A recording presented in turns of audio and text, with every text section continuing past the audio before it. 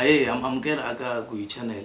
Ivi nakambe ku ta endla review ya album ya Prince Rhangani leyi nga huma hi wa Vuntlhanu leyi vitaniwaka xitori.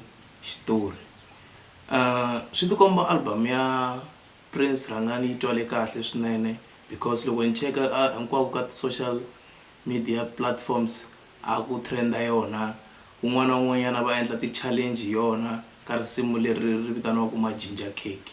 So swi tikomba nga ku album leyi yi tirhe kahle swinene hi ku na loko ni languta aka ti-iTunes a yi ri eka number 2, leswi vulaka ku ri yi le ku tirheni kahle swinene. No themba ku na le ka site ra hala ka timali yi nga va yi ri ku tirheni swinene hi ku loko ni cheka a yi kombisa ku ri album ya yena yi endla 79 rand, leswi vulaka ku loko ko va ku xave vanhu vo ringana 1000 swi nga va swi endle leswaku ku va ku ri na mali yo tala swinene. Ene ku na vanhu vo tala lava va nga xava ku ze ri va aka number 2, leswi vulaka ku ri na le ka site ra hala ka timali ri nga va ri tirhe kahle swinene.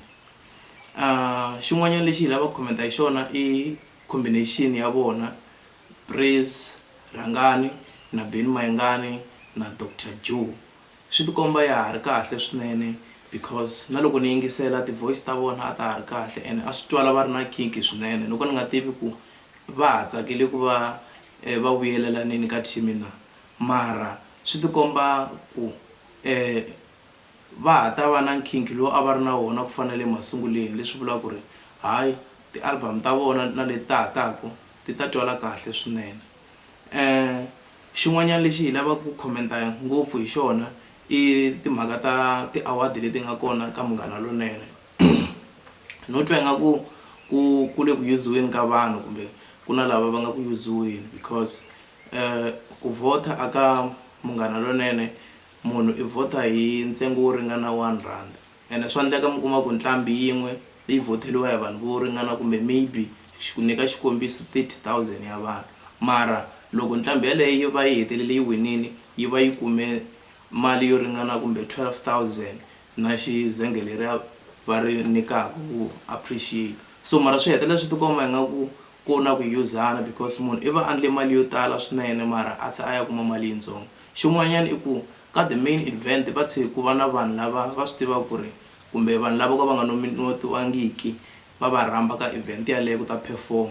Mi kuma ku munhu i fika charger maybe ma 45,000 kumbe 50,000 a ta performa ku ri ku na loyi a nga wina a kuma 12,000 na trophy xexiya xa vona. So swi tikomba hi nga ku Munghana Lonene yi le ku tirhiseni ka tintlambi ku va yi endla mali swinene.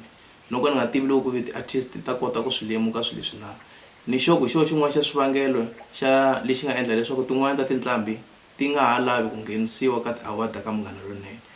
Vanhu vo fana na va Makam i vanhu van'wanyana va vanhu lava nge tiva la ku humesiwa va nga nghenisiwi ka ti-award, vanhu vo fana na va Benny Mayengani.